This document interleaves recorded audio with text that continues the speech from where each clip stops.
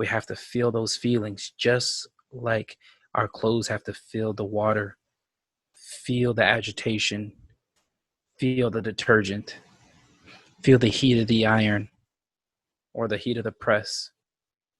They have to go through all that to become anew again or like new again. So crying is the laundromat of the soul. That's what I remember hearing.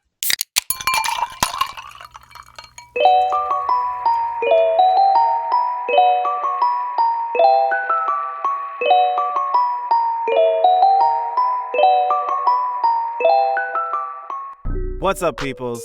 It's your bartenders, Mr. Z. And your boy Omega. A bit of an update. We will be taking a 1-week break so we may catch up on life as the world starts to pick up the pace. So we get to leave you off on an appropriate episode. Cheers to the king. We take time to honor and remember a legend on the screens and a king to our community, Chadwick Boseman. We talk about his life, how to manage loss, and the importance of representation and the impact on our communities. As every episode, we want to thank all of you for listening. We truly appreciate you listening to our hearts and minds on varied and difficult topics. Special thank you goes out to our Patreon subscribers for their support of the show. Every little bit helps us reach our goals to invite more high-profile guests and create bonus content. And if you want to join in our conversation outside of this cast, feel free to hit us up on Twitter or Instagram at HaveADrinkCast, and make sure to use that hashtag HADcast. Remember, this is always a conversation. If you don't agree, you want to voice your opinions, or even suggest a topic for an episode, feel free to join our Discord as well. The link will be in the description. And please, if you like what we're doing here, share us with your friends, your family, your neighbors, or even listen to your favorite episode with your crush, to gauge if they're down with the cause or not. Your referrals mean a lot to us, as that's how we gain more listeners. Thank you again. And get prepared to sit, think, and have a drink. Welcome to Have a Drink Podcast. Enjoy the episode. We said peace. What's up, peoples, and welcome back to another episode of the Have a Drink Podcast, where we invite you to sit, think, and have a drink. We're your bartenders, Mr. Z. And I'm your boy, Omega. And thank y'all for joining us today. Nobody's at the bar today. It looks like it's just going to be a me and you conversation, which is good because, bartenders meeting. Bartenders meeting. I like that. It's been a hard week, so I feel like it'd be good to just have an unstructured conversation. And to the listeners at home, we appreciate you listening in on this conversation. And if you guys decide to join in or share some feelings or some moods, because what I feel like we have to talk about today is going to be heavy. It's going to be heavy in different ways. We're going to talk about loss. We're going to talk about, people's influence in the community. We're going to talk about Chadwick Boseman and his untimely passing. And alternatively, his strength. So yeah, welcome to this unorthodox opening. This past Friday, we lost the king. Mr. Chadwick Boseman passed away of colon cancer at the youthful age of 43. Man, this was rough. A lot of people not only know, but really know him from the movie Black Panther and his contributions to the MCU. But this man's body of work is truly amazing. And I say that because he has the roles that he chose were simply beautiful. Just think about the icons that he played, from James Brown to Jackie Robinson, Thurgood Marshall, just to name a few. He represented the fallen African-American soldiers in the Vietnam War and the Five Bloods. He's represented so much in so many different ways. On top of being a king, he was so much more. Um, yeah, Real yeah. quick, just want to say welcome our brother Richard to the bar, sitting down, having a drink with us. Thank you, brother. What's going on, fellas? Always a pleasure to see y'all faces. Yes, sir. Of This course. guy gets in even when we're closed. He gets to come in and hang out at the bar. He's our close friend that gets to hang out all day. We kick everybody else out for last call, but he gets to stay until we all leave. But yeah, I was kind of going into this one. Hit me kind of hard. This one hit me kind of close to home because my father passed away at the age of 50 from colon cancer. September 21st, 2003. And that was a very difficult time because you get to see the guy that was your superhero, the strongest man that I knew, dwindle down to nothing. I mean, it's crazy to see all those muscles go away down to a thin skeleton. And I'm painting this picture because to hear people were talking bad about this man off of photos that he's seen, comparing him to a crackhead and other things, because you just want to throw shade or just want to be funny and get people to laugh at your comments, not realizing this man was dying right in front of your eyes for all these years. It, it's crazy. I hate the fact that I'm commanding so much of the microphone, but it's just this really, this one really wasn't cool. Um, it was so fitting and poetic when you really think about it. Um, Hopefully, spoiler alert, I'm going to say it now, but Endgame, how does the king go? He disintegrates, going over, talking to his security. Not really. I hate to call her security, but she was the head of his security. She was his number one. She was the closest thing to him. And he just wasted away. Well, look at what happened in real life. He wasted away right in front of our eyes, and we didn't even notice it, just like nobody else could. Nobody else seen this coming. And that's why it's so important that we get checked. We encourage each other to get checked. We take care of ourselves, take care of each other, and communicate and give people their flowers while they're here, because we never know what they're going through, and before we know it, they're gone. That's why we have these Black Panther ancestral plane backgrounds right now. It's because he's not truly gone. He's just not on this earth. He's not dealing with all this drama anymore. He is now in the land of the kings, which was on film, which is now a reality.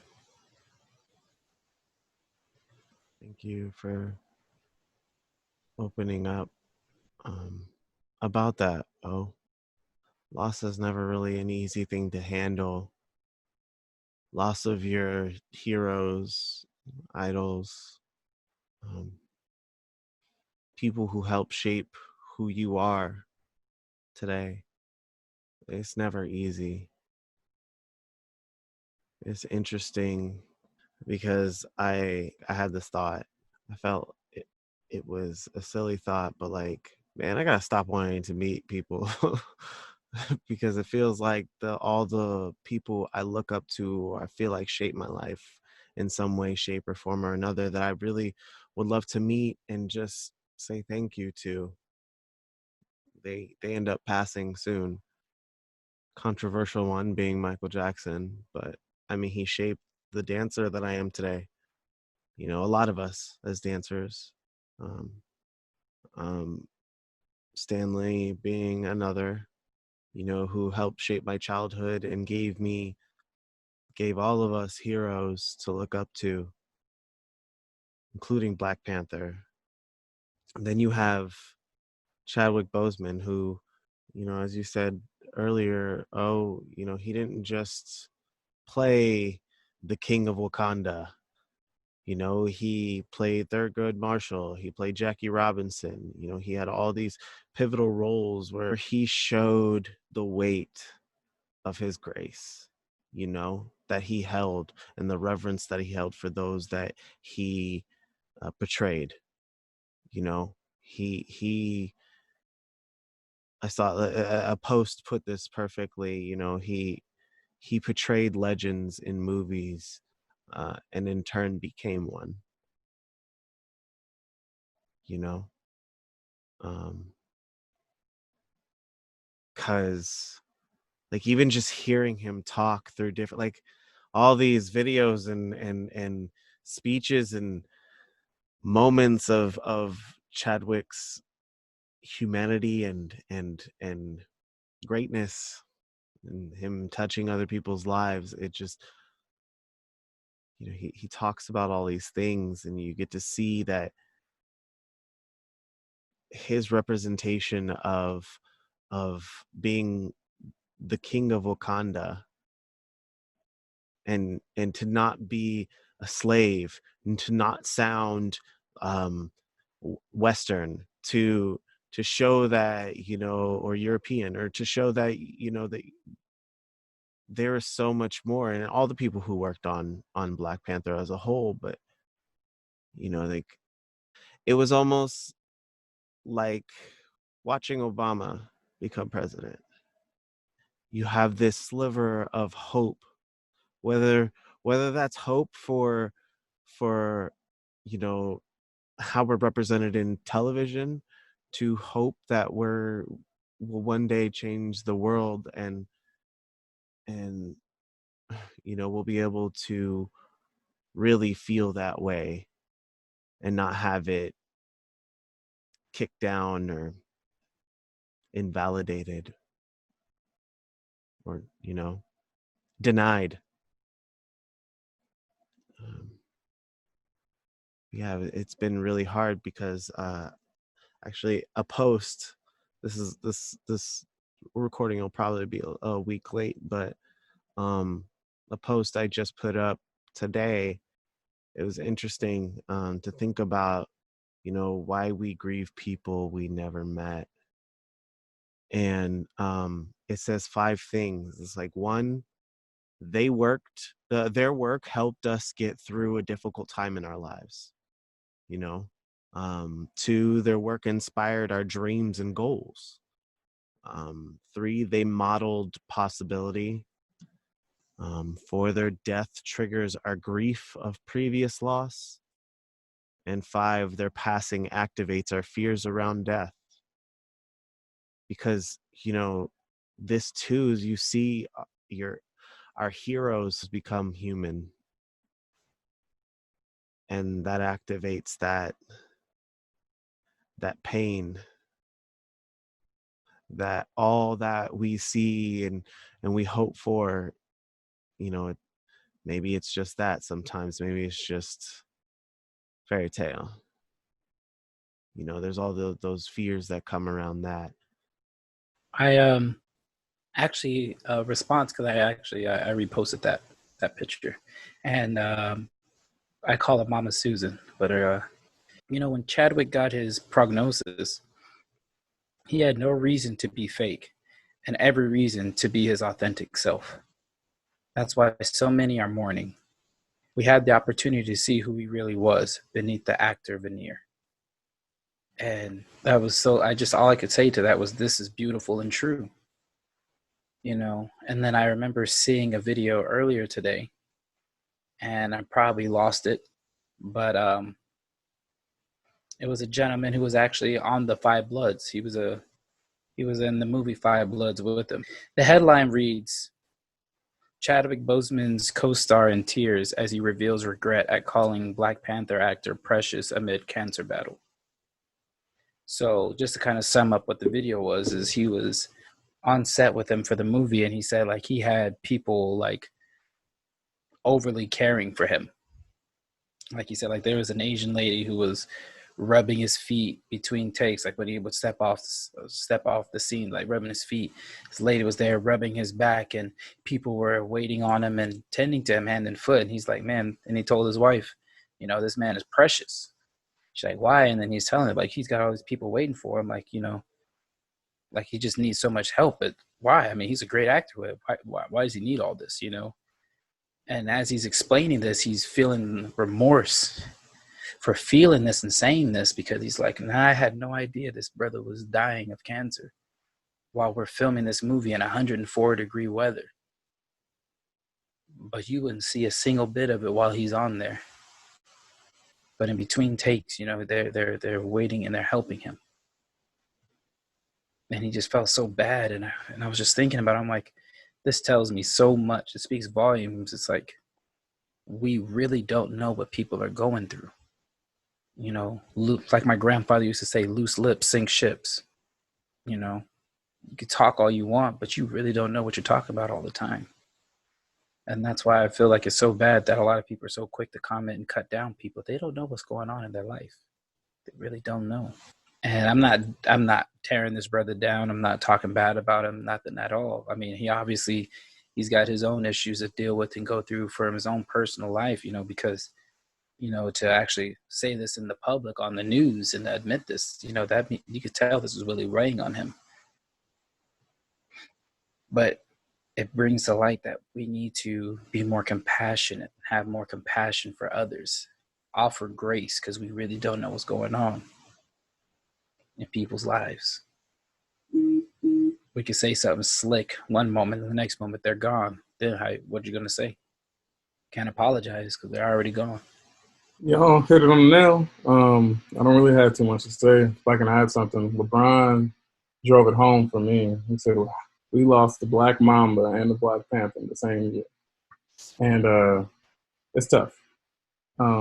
Grief is serious. And I'm sure y'all have heard me say it. You never know what people are going through. That's why I think y'all can vote the test and be like, yeah, Richard always going to ask, hey, how are you? Anything you need, let me know. And so I'm always going to check in and ask. But now it's not just me. It's not just y'all that know that. It's the world's like, oh, wow. Now we know this. You know what I'm saying? Now we see, okay, yeah, you never know what people are going through.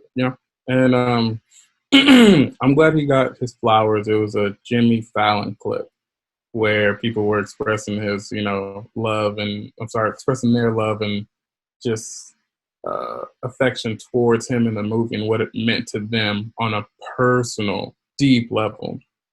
And we'll never know how many people really got to express those sentiments, but they just, cut it down to, the best people. So it could have been 20, but, we just going to show the best 5 or 7 and, TV or whatever. And that's fine and dandy, but he got his flowers and I don't hate that. I saw something on Instagram. Somebody asked Spike Lee, did he know? He's like, man, I had no idea. So that was huge. I think they shot that. I saw Spike Lee said they shot that last year in 2019. After Spike Lee won his Oscar, I heard him say that on the podcast. He was on a plane like the very next day or the next week to shoot that.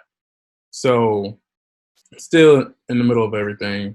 Saw his IMDb page. He has something coming out later this year. Eager to go see what that's about. But the biggest thing, my takeaway was I loved how he made me feel and made everybody else feel going to see Black Panther. Do you remember seeing the trailer for Black Panther, counting down the days, weeks, months for Black Panther, and just that excitement you felt? Absolutely. I remember the call sheets when they were casting for it. Really? I remember seeing that. Okay. Yeah, I remember. Were they casting out here in Oakland? They were casting everywhere. Oh, they were so asking for any black extras that wanted to be a part of this movie. Okay. They did a huge casting call. That's cool. My cousin was in it, but I think her scene got cut. But my cousin was in Black Panther. So that was cool. But anyways, I love how I think Black Panther first made his appearance in Civil War. I watched that scene where, him, Bucky, Captain America, War Machine comes down, stops. I watched that scene. I can't bring myself to watch Black Panther just yet. I'm still in a shock because Kobe's still hurt. Um, I'm still reeling from my pops too. And then learning that John Thompson passed away too. Like it's just, and then, but also it's in the middle of a pandemic, and it's nothing funny. It's just, long story short, it's just too much. It's just too much. And I'm not gonna say we not built for it. I do believe humans are resilient and very strong, but it's just like it's just a lot to handle right now. So one thing I respect and love about Chadwick, he gave not only us three on this chat, he gave millions, if not billions of people so much excitement and joy in seeing a Black superhero that gave us a Black movie on screen. I can't tell you the last time I was that excited, and I don't think I've been as excited since. Black Panther is literally a moment in history that I feel like nobody can ever take away from us. You know what I'm saying? The pride we felt not only seeing that movie, after seeing that movie. Yeah. I know y'all probably saw it in the theater way more than I did. I saw it in the theater twice. You know what I'm saying? Yeah. And then when it came out on streaming service, watched it again. You know what I'm saying? And I just love like breaking it down. Of course y'all did. Anyways, I just love like breaking it down and just like, man, that was really good. And it was such a good movie, but of course it was a star cast. You know what I'm saying? Like I can't just give them all. But Chadwick, leader of the movie, he was Black Panther. You know what I'm saying? And it was just him being able to give us that really touched a lot of people. And not just us. Black Panther was a Black movie for sure. But like he touched everybody, man, and he just gave us that excitement and just yes, it's fictional, but he gave us that superhero that, we can do it. We have a superpower.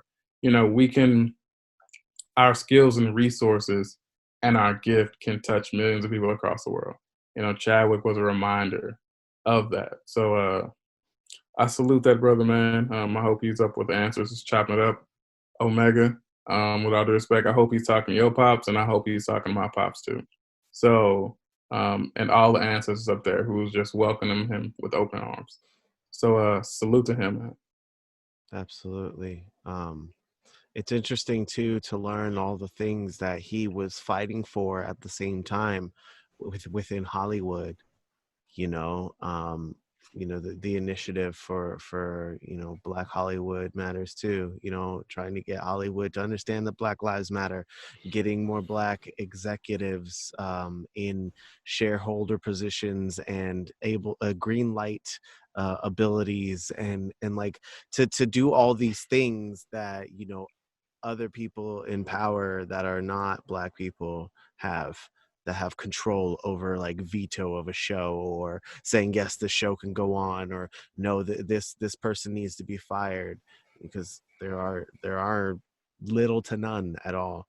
And all those things that he was doing, especially during Black Panther, like the things he fought for to stay in the film, the things that like everybody in the film fought to stay in the film, to stay in the final cut, to make it to the end, so that we can have this impactful movie. And it's just it's amazing. If you guys do get a chance to watch, I haven't watched it yet because that one I feel like was a little bit too rough on me, but it was the tribute that ABC did for him. I heard it was good. I haven't had a chance to watch it yet, but I heard it was great. Uncut version of Black Panther on ABC, no commercials, and then they had a tribute in the beginning to him, and they had a tribute, like a whole thing at the end after that aired. But yeah, I want to watch it. I heard it was good too, and I don't know. It's hard. It's fresh. I watched Black Panther. Like I watched it the next day and just sobbed all the way through watching it.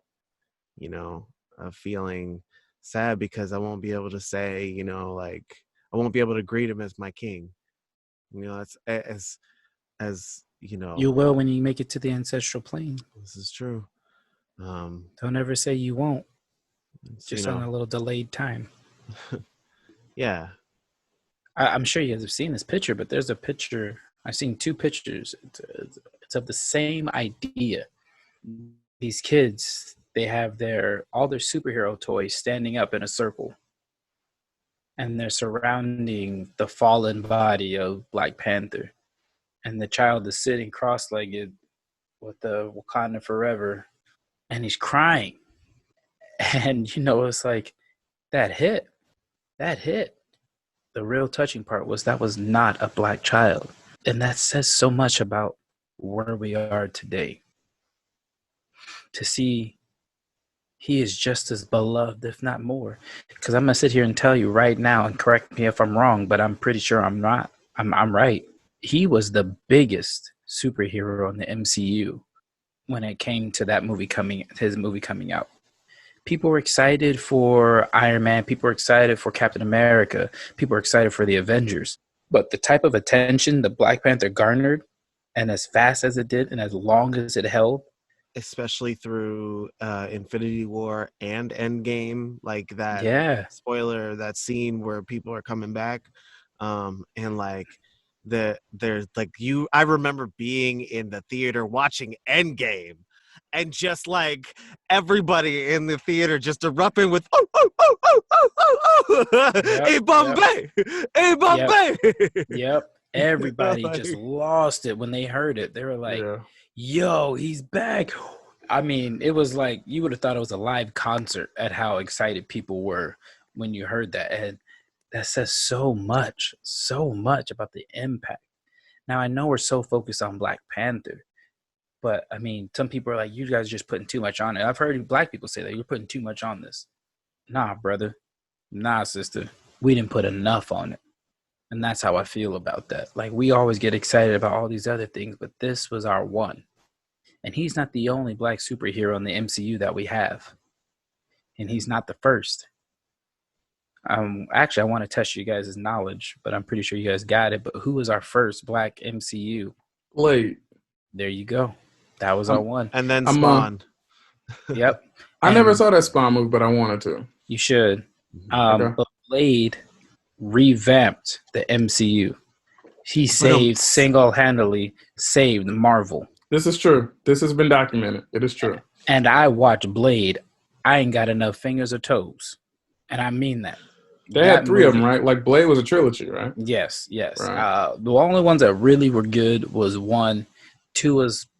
1 was the best. 2 was solid. 3 was, okay. The TV show, I wouldn't watch it with your eyes. That's fair.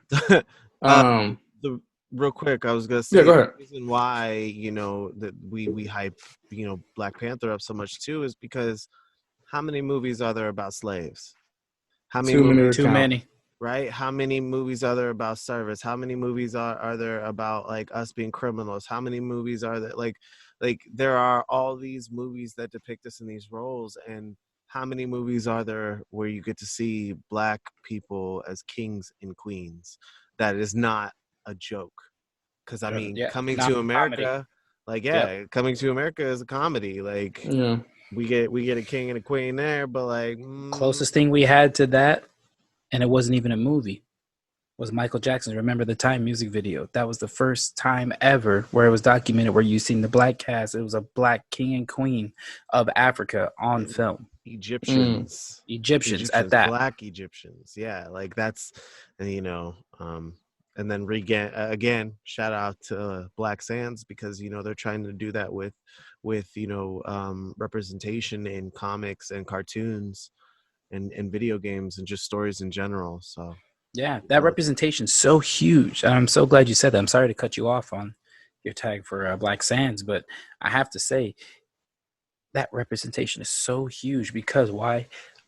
All of these kids, boys, girls, all nationalities, all wanted to be Black Panther, or wanted to be Shuri, or wanted to be Okoye. Hell, I wanted to be Okoye. Shit. Okoye made it okay to be bald, and still beautiful. The Dome Milaje made it okay to be strong and not take no mess from anybody and fight and protect a man, but still be strong and protect the woman. Right. This That movie had so many layers. it was a woman. It was showing women's strength, not that she had to be angry or hurt in order to have that strength. Exactly. Richard, you want to So, say? yeah, one more thing I want to throw in.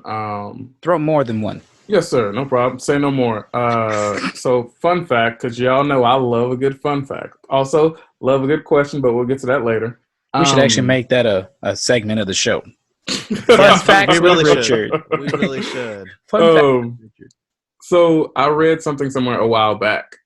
The studio / execs wanted the cast of Black Panther to have British accents, but they fought to have African accents. Exactly. Yes. Yes. That Why was would one of they the have things British I learned too. Yeah. accents?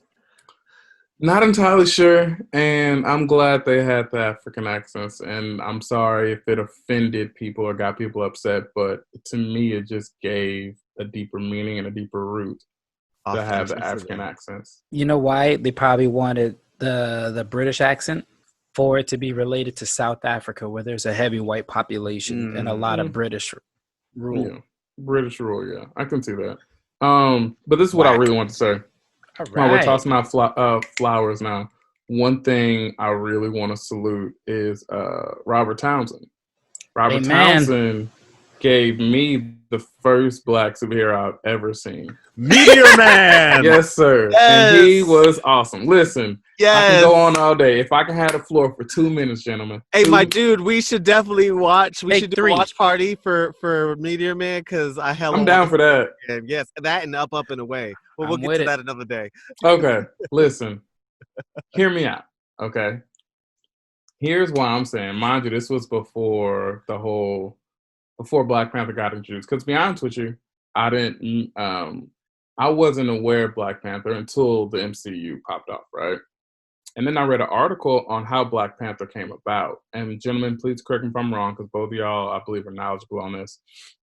Can't remember his name, and I'll go find his name, but it was a Black man who worked for Marvel, and basically he read comic books. And so, of course, there's so many comic books out there, like, as a kid. And so he basically was like, no, we got to get Black Panther. And that's how he was brought into the MCU. It was a Black man in Marvel who had enough pull and enough say to bring in Black Panther. Now, gentlemen, if I'm wrong, anybody out there, if I'm wrong, please correct me. That's accurate. He was also there as a symbol to they used him interchangeably with the Black Panthers movement. A lot of the issues that came out, I mean, especially comics in general, they were used to depict, specific struggles of the time. X-Men is the racial imbalance and injustices that come along with that, and then you have like Black Panther, which was along those movements and everything as well. It was also to kind of like see that balance of power between, I think there was another character that was supposed to emulate MLK. Oh yeah. We're talking about Magneto and Professor X. Professor X, yeah. You hit that on the nail. I'm sorry. If I can have like 30 seconds of your time. This is before I was introduced to Black Panther. Meteor Man, greatest superhero of all time. I'll tell you why. All I need is just two statements. Name me one superhero who united the Crips and Bloods. Name me one. Meteor Man was the only person to do that. Batman ain't do it. Superman ain't do it. Wonder Woman, whoever. Name somebody out there. Meteor Man united the Crips and the Bloods, but also like had a community garden, you know what I'm saying? Was spreading the wealth around the community. Robin Hood, rob from the rich, gave to the poor, whatever, cool. Meteor Man was the only one that felt like he was just for us.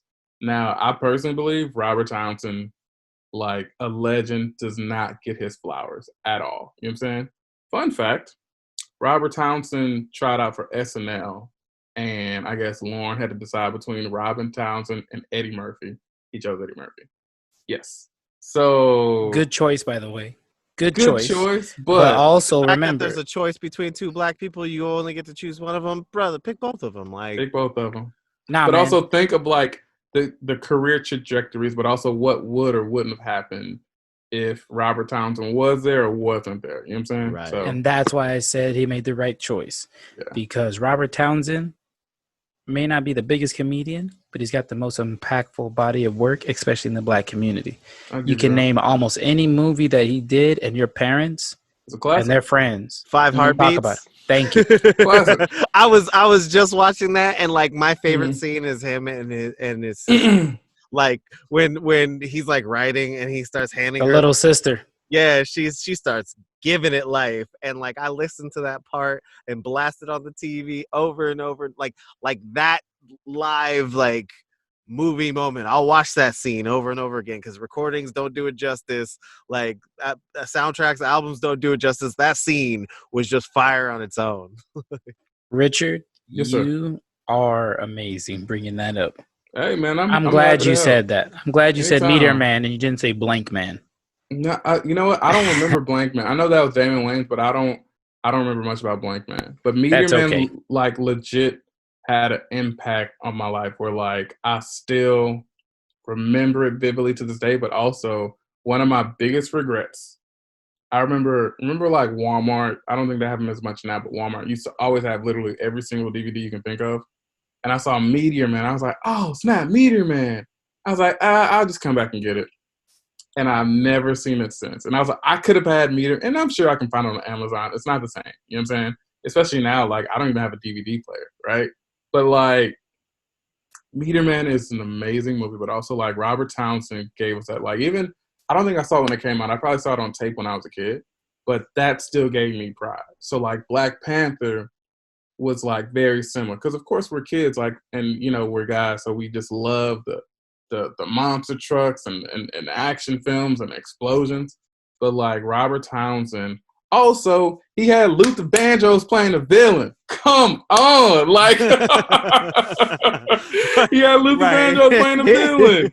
You know what I'm saying? So it's just, but also he had everybody in the movie. James Earl Jones, Right. you know, Right. he had everybody in the movie, and it's just, mind you, the cameos in the MCU are cool, but it doesn't ring the same. Thank you very much, sir. So, Absolutely. I yeah, mean, man. 92, by the way. It came out in 92. Meant to tell you that. Thank you. I for sure wanna salute Robert Townsend. Last thing, Wale had a song. This was before Black Panther came out. It's called Black Heroes, and so it's really good. If you gentlemen get a chance to check it out, if you haven't already. But he had one line in there. This was before Black Panther again. I'm gonna say that album came out 2013, I think. He said it ain't been a black hero since Robert Townsend. So from Meteor Man, and you know, he just goes into that. And I was like, that's the truth. And so it's a doggone shame. When did Black Panther come out? 2016, 2017? yeah, 2017. So 92 to 2017. That's right. You're right. 2017 is when we didn't have anybody, you know what I'm saying, to like look up to or just call our own. Right. I mean, at least in the And way that like Black Panther, correct. It's like in the and the way that protagonist good life. Mind you, I'm not knocking Blade, I'm not knocking Spawn. or Or, Hancock, you have yeah, all these other or Hancock, correct. I'm saying I guess more of the traditional route of what a superhero is. right. Hancock is actually really good. I actually don't hate Hancock at all. But like Like somebody that can stand toe to toe with Captain America or throw Iron on a Man, suit, and but like also be like a role model. But also Hancock was looked down upon for like half the movie. And exactly. then he had that image switch. You know what I'm saying? But that's even deeper in itself. We're not gonna get into that today. But White like, Savior.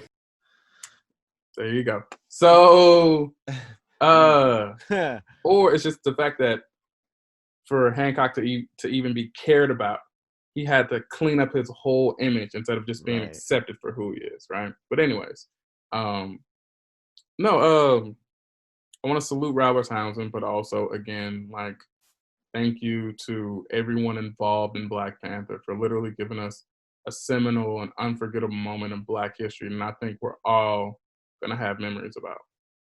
Absolutely, beautifully put, my brother. Thank you, sir. It's interesting because like I've been thinking about this too as I'm making, shows and things myself. Um, we got onto the topic with my creative team about representation because, we have a diverse team and it's a diverse, cast on the show itself. And one of the things that, came up was the thing that we realized, especially when like creating shows or when having characters who are like people of color, Black people, a specific demographic, you know, if you're just, it's a problem if you're just putting like one or two, you know, Black people in the show just to meet a quota, because then those characters are not allowed to have flaws, you know.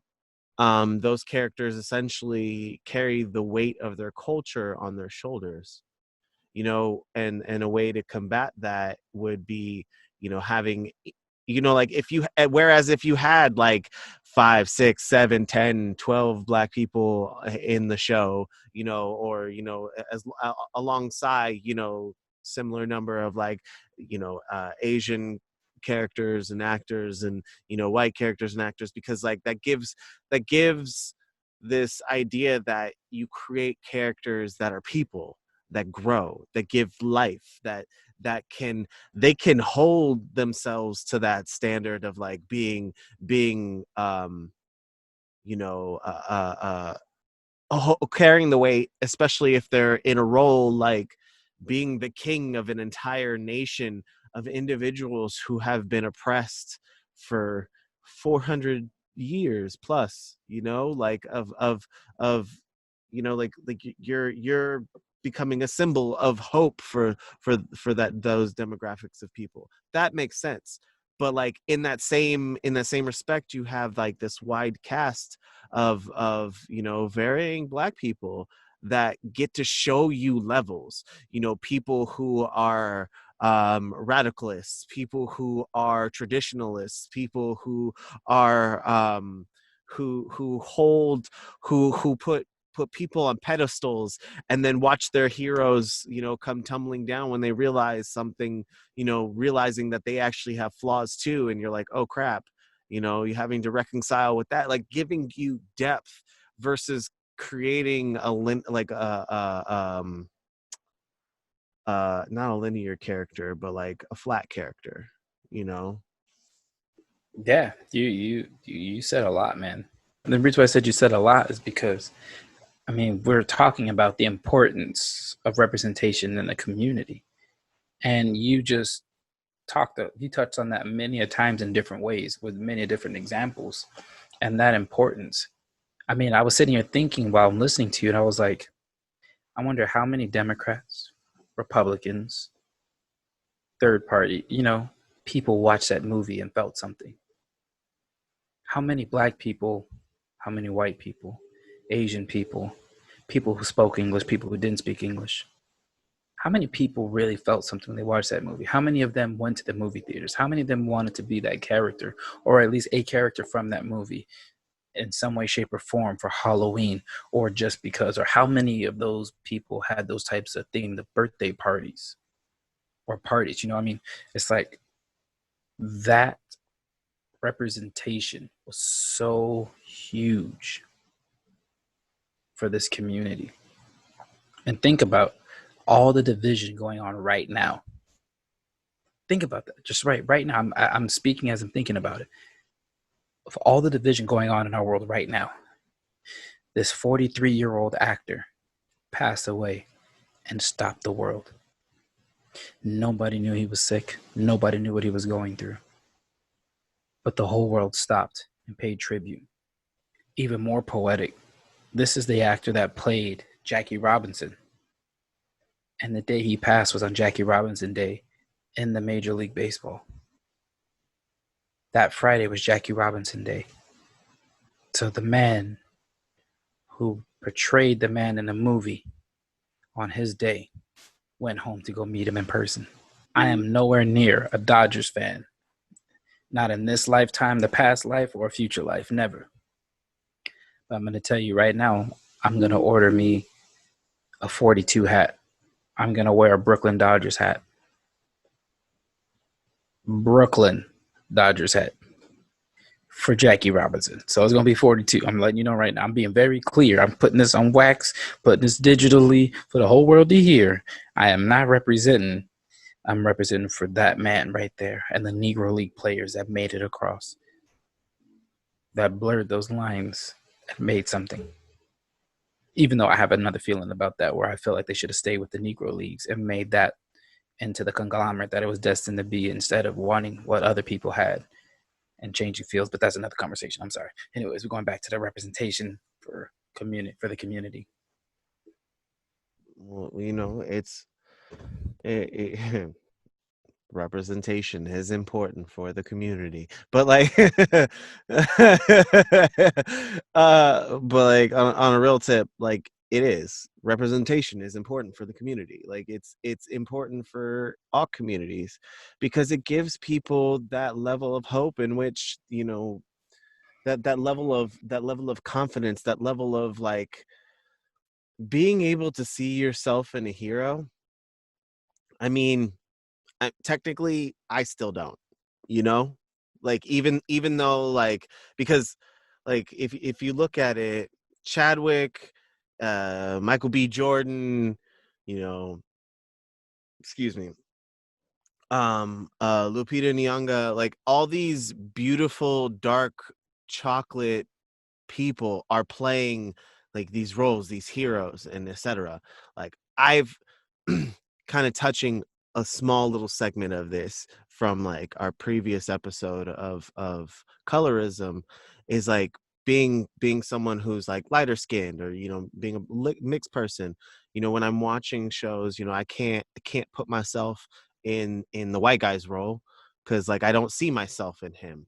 I don't see myself in those characters as much as like I feel a kinship, and I followed the morality and the teachings and stuff of Superman, because Superman, and then like Marvel characters like like Captain America and Spider-Man, and all these other characters that gave you depth and different roles and life lessons. But I never saw myself as these characters. The only character that I feel a kinship to, really, that I could see myself in, is Deadpool. And this brother's in a mask the whole time. Like you don't get to see his face. Yeah, he's still a white guy underneath. So that's weird. And like, but like coming to something like Black Panther, it's a step closer to saying like I can start to see myself in those roles, because you know maybe this bridge will be like this gap will be bridged, you know this gap of the lack of representation for those along the spectrum. So what you're saying is you want Shamar Moore to step up and become a new superhero, so you got some representation. That's what you're saying. No, because Shamar Moore looks more like Precise than he does like me. Shout out to DJ Precise. I love you, brother. Hey, DJ Precise or B-Boy Precise, we're talking about the same one precisely. Yeah. But yeah, I mean that comes to why I create the things that I'm creating, and the things that I see myself creating in the future, is wanting to make sure that, like, Egyptians are portrayed as, how they are, darker skinned Africans, in the begin in in earlier times, and then like throughout history, and being able to take that and, excuse me, I'm gassy as fuck. I'm sorry. And you better not edit that part out either. No, I'm editing this out. So cut. Uh, You don't need to cut it. I never cut. Um, um, but yeah, like, because I feel like for the characters that I want to see too in on screen and in these roles and alongside those characters, you know, um, I feel like it's important to have that representation. So I'm making an effort, a step forward, to be part of that the force to create more representation, um, not as like I'm a one-man band, but like, it like many others in the industry, like many other people just in the world in general, as artists, as creatives, as individuals, want to see and push forward and show that, you know um I'm a firm believer in that. If you can't find it, create it. yes. So that's a Necessity beautiful is the thing. mother of invention. Ooh, Ooh. speak that again. Say that Yeah. again, brother. Yeah, necessity is the mother of invention. Like going back to what you said, sir, if you can't find it, create it. But also, why are things getting invented? Or why are things invented? Because there is a need for it. So, one more time, just just in case you want to keep. Also, definitely not mine. I heard this like back in college, but I just want to pass it around. Necessity is the mother of invention. Yes. Completely off topic, but you just said in college, and you just made me think about this. I saw a video of Sandra Bland talking. I automatically thought of you. I told you I knew her, right? Yeah, and that's Yeah, why I automatically thought about you. yeah. And it made me think about this, and I'm going to tie this into what we're talking about. That's why I'm saying this. You don't know who people know and what they're going through. So we have to be mindful about what we say about people. Tying back into what I was talking about earlier about how the brother was talking about him being pampered and being precious, or we got so many people on those keyboards talking reckless about people, but they really don't know what's going on in there. Like, somebody could just be talking about her and talking reckless about her in front of you, and they don't know that you had a relationship or that you know this person and how hurtful and how deep that could cut. So all I'm saying to those that are able to listen, that are choosing to listen, is we really got to be mindful about what we're saying about others and just what we say in general. And that's not me being sensitive. That's not me being easily offended. It's just me being a human and knowing that the degrees of separation are so much more or less than they were before. So we have to be careful and be mindful about what we say, because it's crazy. We just don't know. And we can't fault you for not knowing, but we can say, was it necessary that you needed to say what you had to say about these people? Absolutely. My uncle has a quote: "The older you get, the smaller the world becomes." And the older I get, the more I realize how true that is. Facts. I feel like even now, with me knowing y'all, of course, our connection circles come together, but the world gets smaller too. Because I'm pretty sure, Omega, you told me some stuff, and I'm just like, are you serious? Like, you know him? Well, like And when you Z, factor Omega into that Venn diagram, right? literally everyone else in the world. It's like a cheat code. You know what I'm saying? Yeah, right. It's like a cheat code, but also like I want to meet even this guy you, Omega you're talking about. I want to right? meet this guy. And even with you, Z, like you said some stuff. So I'm like, really? And you're like, yeah, like talk to him all the time. What? You know what I'm saying? So it's just, but also, you never know what people are going through, but also just seeing. And it's funny you say that, because I'm gonna tell you the thought I had Sunday. It's so crazy you say that. Had this thought on Sunday.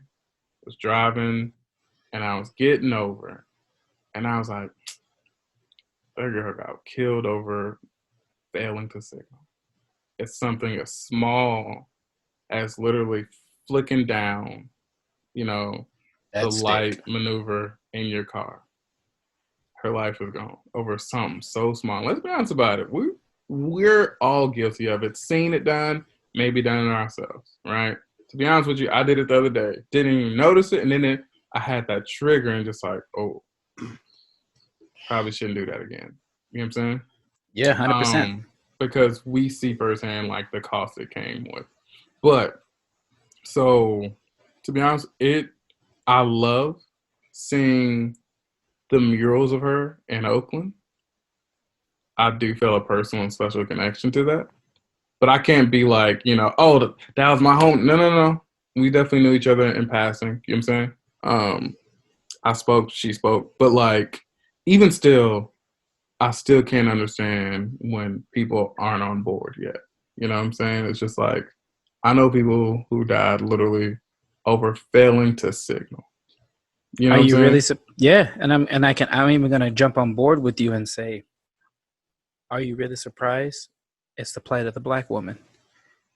Everybody has such outrage and feelings, and stuff gets done when things happen to black men now. That's starting to happen. But notice, we still haven't seen any justice for Breonna Taylor. We still haven't seen any real, true, honest justice for Sandra Bland. We're not seeing this justice for our black women. Mm. So that's heavy. That just dawned on me right now when you say that.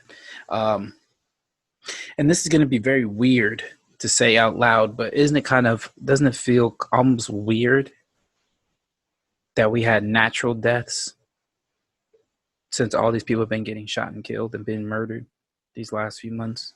You know, To hear about a natural death.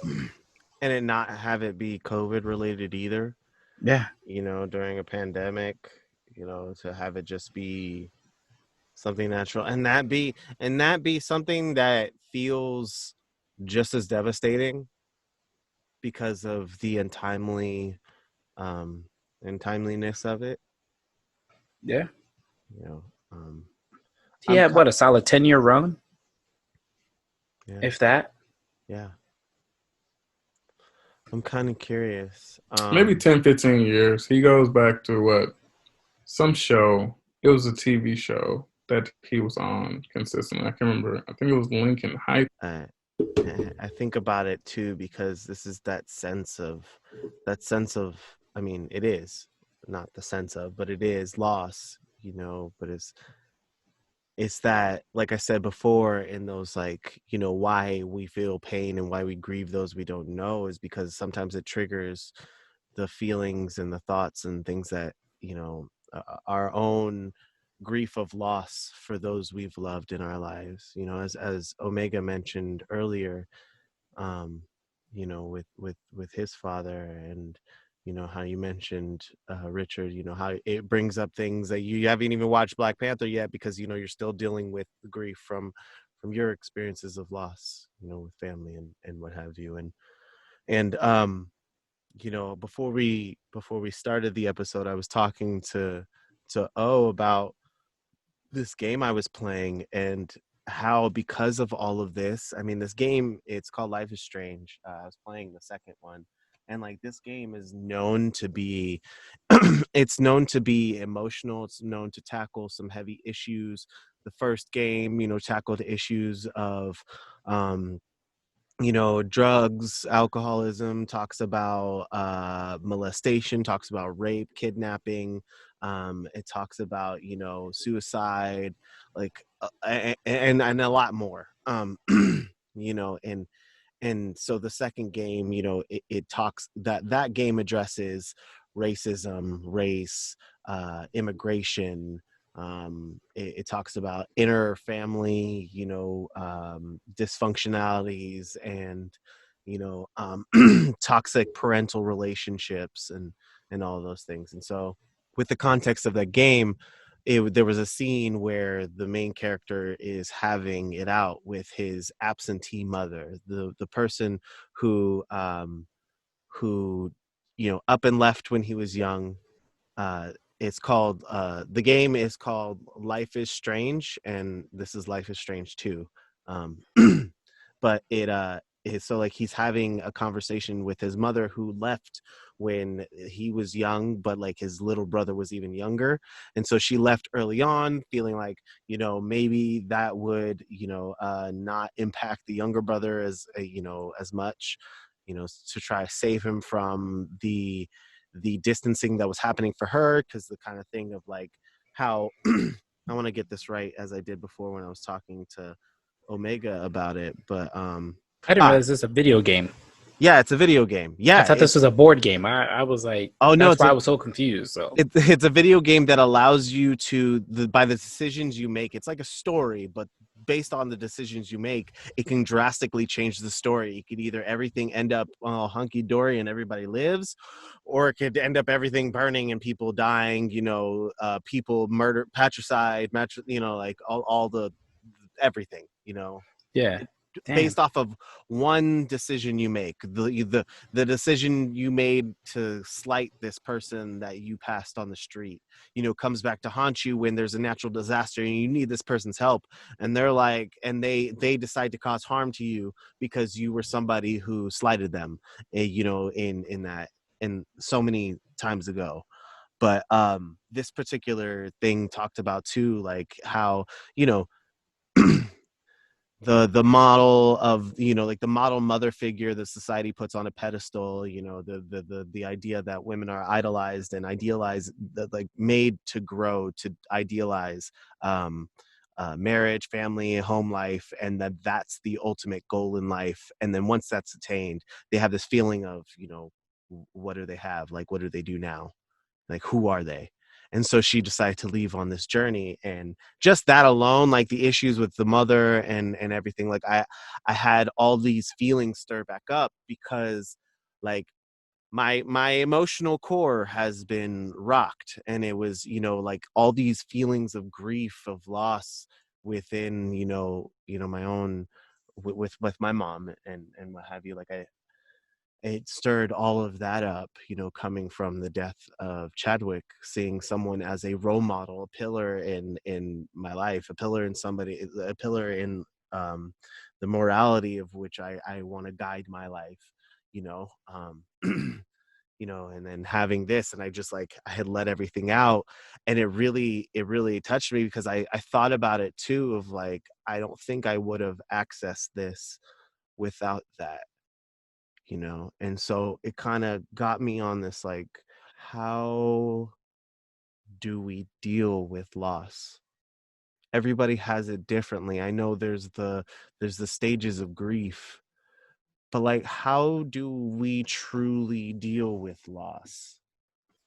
I'm actually very happy that you brought this up because I want to. We haven't talked about a black-owned business or Oh, product, but I'm actually going to bring up something that is that needs to be taled about. well, looks like So it's about that time. Black-owned business time. yes, so Pew, pew, pew, pew. Brigitte Finister, she is actually a Golden State Warriors dancing. She actually wrote a book, um, and it is called Good Grief, a common sense guide to how a common sense guide to navigating loss. And this is her book that she wrote. The link is thegoodgriefbook.com, and you can also get it on Amazon. This is a beautiful, beautiful black woman. And I don't just mean physically, but I mean internally. She is just a beautiful soul.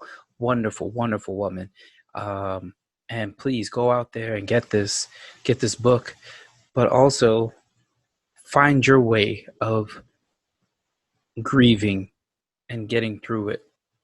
And make sure this is going to be a way for you to be positive or be able to come out all right. Everybody grieves differently. And that's why I'm promoting and pushing this book. So again, it's called Good Grief, a common sense guide to navigating loss. And it's now available for purchase.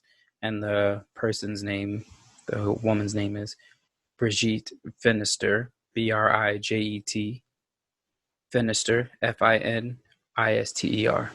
I saw that because I think she had a parent pass away, right? I think it was her dad passed away. Her Yeah, father passed away. Yeah, it was a very yeah. rough, very very rough. I've known him for quite a few years. Mhm.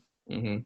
Yeah, Yeah, and so I've seen her kind of like talk about it, but no, man, good luck to her though. I think I'm gonna purchase the book too, just to Okay. support her. But I mean, I did want to say something though, because I was thinking about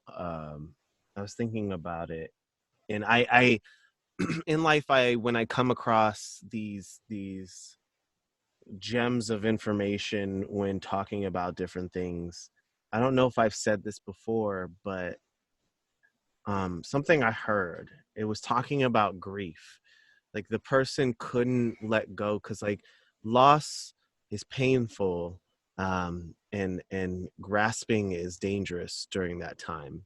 So Mm. holding on to that pain, holding on to that grief, like, yes, this is something that is devastating, it can be held on to in good ways where you use it to like hold the torch, and you persevere forward, and you use that to like ignite the fire under you. Or you can hold on to it and become stuck. And but the saying I heard is, grief, real gut wrenching grief, is not something you can just shut away or ignore. There's no detours, no shortcuts. You have to look it right in the eye, and you do battle with it. And you battle until you are finished with it and it's finished with you. And if you're not willing to accept that, it'll eat you alive.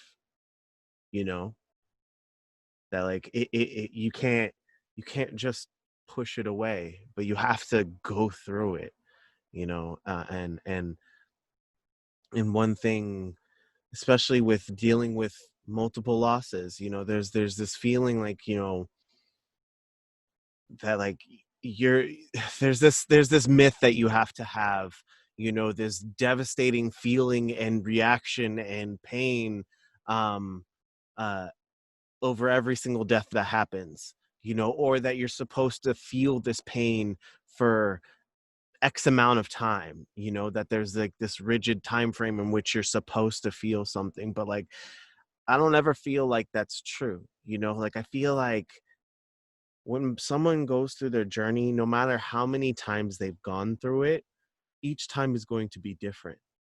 you know um the more you go through it, though, at the same time, it's not, I don't feel like, for me, it's necessarily something that's being numbed, but I feel like it's just me learning the pathway through to the end of it. Is I've gone through this so many times of like, I can hit the markers in my heart and really feel it, and I can go to those depths, and I can sob, and I can cry, which I have, like for Chadwick, like I've sobbed, I've cried, I've let out wails, for him, and his loss, for our community. you know um but if I woke up tomorrow and I didn't feel that same level of pain, I don't know if I would look at myself and feel bad about it. I would just feel like maybe that was me crying loud enough for him to hear it and to feel it. And that peace that I feel from that point forward is me being able, him saying, I hear you, and you can move forward from it, you know. But that's my No, Thanks for that's, sharing that, Z. Yeah, that was yeah, deep. definitely. Yeah. One thing I'm actually looking forward to is I love art, and I think we all love art, different forms, but whatever, artists. So I love the murals in Oakland. And I'm just like, I know somebody gonna throw up a Black Panther mural or a mural of just Chadwick, and I'm really looking forward to seeing that. But even if not in Oakland or in the Bay, somebody somewhere, if it's not already up, excuse me. And that's actually one thing I'm really looking forward to, because I mean, it's not just, oh yeah, they died and life goes on. No, this person meant something to a bunch of people, and we're going to memorialize this person, and it's going to stay in its building for years, if not decades and decades and decades to come. So that's actually one thing I'm looking forward to. That's interesting you bring that up because I just read an article that in his hometown there is a Confederate statue that they have already been talking about getting rid of, and they want to actually they're getting a petition signed to erect a statue in the likeness of Chadwick Boseman because of what he's done for the world, Even and they want to better. put that in his hometown, which I believe Even would be better. beautiful. And to actually go off of what you were talking about, Z, I liken us going through grief and emotions like taking your clothes to the dry cleaners.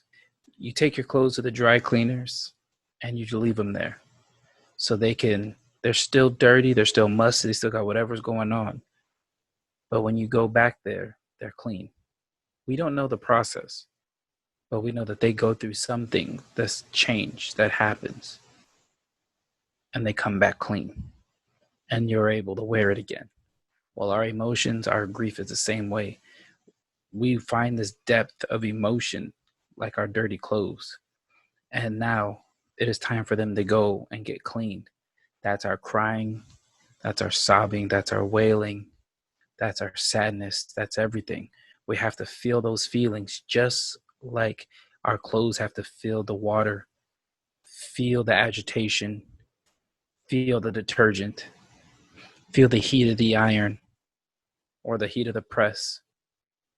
They have to go through all that to become anew again or like new again, you know? So crying is the laundromat of the soul. That's what I remember hearing,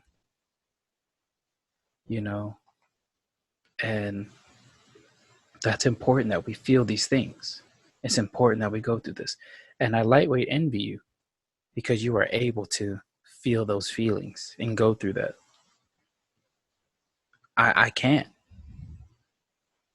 And sometimes I feel inhuman, like I mentioned earlier, like I'm really sad about this. I'm sad about there are things that happen in this world I'm just sad about. But I feel like I haven't been able to cry or feel something internally or that deeply because I don't know if it's I'm numb or if I just can't get there anymore. I will tell you the last time I cried was before the protests. Was actually no, it was during the protests where they were getting really, really hot and heavy over here in San Jose, and I kind of wigged out a little bit and called all my siblings, messaged all my siblings, just make sure they're okay, and I legit started crying. I just couldn't take it anymore. Just hearing and seeing this was all the trigger for me, and it just really, really got to me after a while. And that was the last time I cried, and that was the first time I cried in a while. And I'm saying all that to say I cried because I needed to cleanse my soul. I needed to feel that cleansing because I haven't felt it in such a long time. And we as Black men, as men in general, we're not taught to put our feelings through the laundry. We're taught to dust it off and keep going. But every man, every person needs to put their feelings through the laundry so they can feel like new again, so they can be renewed. So if I could say anything on this episode tonight, feel your feelings, put them through the laundry, and that's okay. Because when they're clean, you'll be able to stand a little bit taller, a little bit prouder, and trudge through whatever else life has to give to you. I love that. I have one more Chadwick story I want to share, and I don't know. I feel like this the story I'm about to share it allows me to see that maybe this was a moment for me to connect with the spirit of like who Chadwick represented in Black Panther as T'Challa, his presence and what he gained from playing Thurgood Marshall, his ability and his presence as Jackie Robinson. Um, but I was auditioning for the company I plugged earlier, Black Sands, and one of the things they wanted it was like African accents, but authentic African accents, and in one of the characters they wanted me for my callback to match the accent of the father. I was listening to it and I was trying because I was mimicking this Caribbean accent, because that was what the character called for, and I was really trying to tap into that. But then, I get thrown when I'm supposed to match the dad's accent, and he sounds traditionally African, but I couldn't pinpoint the dialect, the region, what have you. And I was listening, and I was trying to listen closely, and then I noticed something, and I was like, wait. And so I played Black Panther, and I played, and I listened to T'Challa speaking, and his cadence and his inflections and his accent and where he places that accent on which vowels. And I was like, wow, this is very close to what they're asking for. And so I studied him. I studied his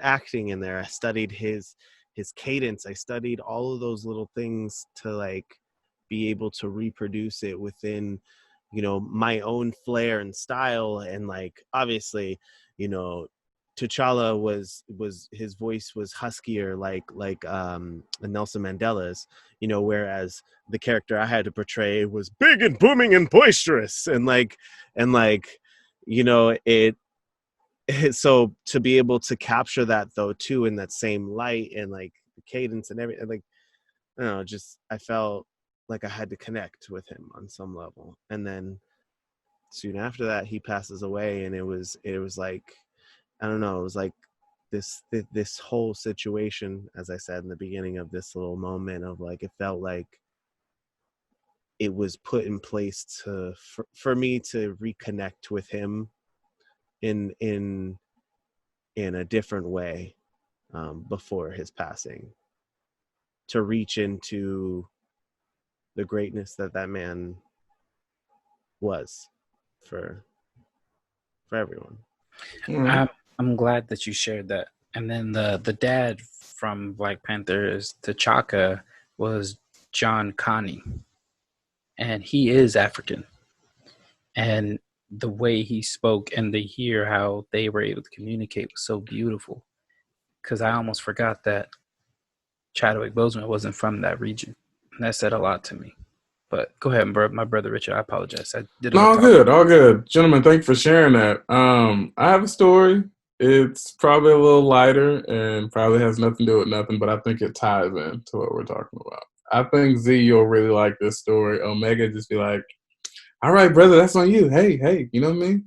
Hey, if that's what you want to tell, that's what you want to tell. And that's my Omega impression. That's my Omega impression. All right, so 2011, I'm working for the Washington Nationals in DC, right? And so around this time, you know, love the Marvel films. This is when it's like phase 1 of the Marvel films. So like Iron Man 1 and 2. I think Thor came out. Yeah, Thor came out because I remember seeing the first Thor in the theaters. So around the early stages, when they're not even at the Avenger stage, just slowly just putting those films out, right? And so it's Black Heritage Night at the park, but there's not one Black person on the Nats roster. I think they called up somebody, Roger Bernardina, just for that night, who's Caribbean, yes, Black ancestry, but like traditionally African American, nobody there, right? So guess who they have thrown out first pitch? Richard White. No, but good guess. Who they have thrown out the pitch? Stan Lee. Because he created Black Panther, right? Here goes the kicker, though. Of course, I was like into that whole Marvel thing, you know. Growing up, watching them, I just knew all these fun facts, you know, read comic books and stuff, watched the movies. And I had like a bunch of just Marvel t-shirts. Didn't know Stan Lee was going to be there. I just happened to wear like a Marvel t-shirt to work, right? And then my boss was like, hey, like, are you wearing that t-shirt for a reason? I was like, no, I just put it on. He's like, you know, Stan Lee's on for first pitch. I was like, what? He's like, yeah, you want to meet him? I was like, yeah, of course. So anyways, met Stan Lee, and he could not have been any nicer. But to meet somebody who had his hand in like Black Panther, you know what I'm saying? But also somebody who's just like happy just to be around, but also like him having an effect. So Stan Lee, before I was even thought about, you know, wrote Spider-Man, wrote Incredible Hulk, whatever, right? Wrote Black Panther.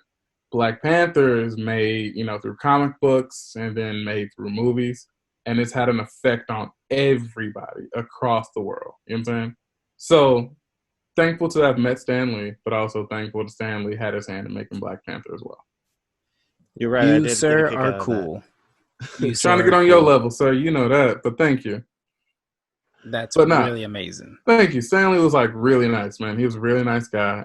That's actually one guy who I miss, but I mean, you just never know the effect that you're going to have on people or the effect people have on you, but also the effect that people will create that has on you. Ooh. Very well. I'm just trying to make y'all proud, man. That's it. You know what I'm saying? I don't want no problems. don't want no problems, man. You know what I'm No saying? I'm problem. just hey, I do it because of y'all, man. That's it. We're So always proud of you. We're always proud of you. yeah, man, And that's it. But that's really likewise. cool. Yeah, thank you. I mean, and think about this: of all the cities you moved to, so I'm gonna say, of all the cities you could move to, Yeah, That's you it. know, That's it. absolutely. I did want to take a moment and address the listeners at home. I kind of want to pose the question to you guys, you know, or just involve you guys in the conversation. As I said before, you know, if you guys have any, you know, stories you want to share, if you're feeling any types of feelings right now, I know, like, you know, loss and grief is hard.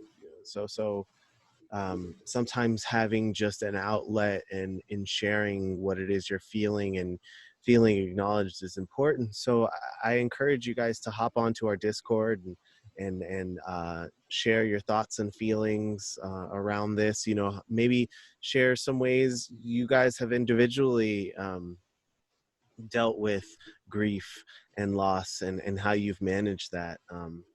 And if you want to also join in on the conversation, I mean, haven't really seen too many hashtags out there, but feel free to hit us up on Twitter or Instagram at Have a Drinkcast and use the hashtag Hadcast. And we'll be sure to check those out, and we'll see, you know, who's out there um, sharing their thoughts and their feelings, because, you know, we would love to get to know you guys better. and shouts out to our Patreon because, man, you guys are the believers in us. So we thank you. We thank you for all your love and your support. Um, we really, really, really appreciate you more than you could ever know. And hopefully, you guys can keep sharing. That's the free part. It's just sharing. So share the message. If you enjoy this podcast, please share it. You know, like and subscribe. Share us on everything. Listen to it on all different platforms. I'm going to tell you how I do it personally. I will turn on my Spotify and I'll play it on there. I'll go to YouTube and I'll play it on there.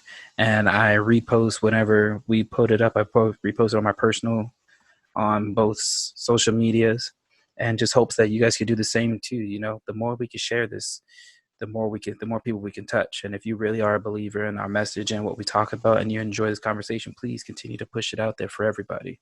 You know, I mean, it's okay to keep it for yourself, but knowledge is best when it's shared with the rest of the world. So let's do that. And hopefully soon we can have one of you guys come out here and be a guest at the bar and come and chop it up with us, because I would love to get you guys out here more and be a part of the conversation. Absolutely, absolutely. And I'm also curious to know if you guys have a special thing that you like about our show. You know, for our listeners, our regulars who listen in every episode, if there's something that you like particularly about the show. You know, I had someone approach and said they love hearing the "What's up, peoples" at the beginning of it. You know, if it's, you know, a segment that we do, or, you know, counting the you knows, or you know what I'm saying, during each episode, you know, whatever it is, please feel free to share that on the Discord as well, or anywhere. Just let us know. I think it'd be fun to hear that. And And yeah, please let that be known, because I love getting those personal messages about the episodes. You know, we even have my cousin Demi. She'll like text me and give me her own personal synopsis about the episode and what she liked about it and everything. Like, I love that. And hopefully we can talk Brother Richard into joining our Discord as well and jumping in there in the conversation. I'm telling you, man, you guys only get a small fraction of the greatness that is called Richard White. And I just wish he would share it some more. But hey, I'm just putting it out there. If you're trying to make me go cry in the car, you've already succeeded. So thanks. all right, looks like it's about that time. It is. I implore you all to raise your glasses. Listeners at home, gentlemen, I appreciate y'all, and I want to thank you all for another successful episode of the Have a Drink podcast. And I invite you all to come back and sit, think, and have a drink. It's been us. Peace.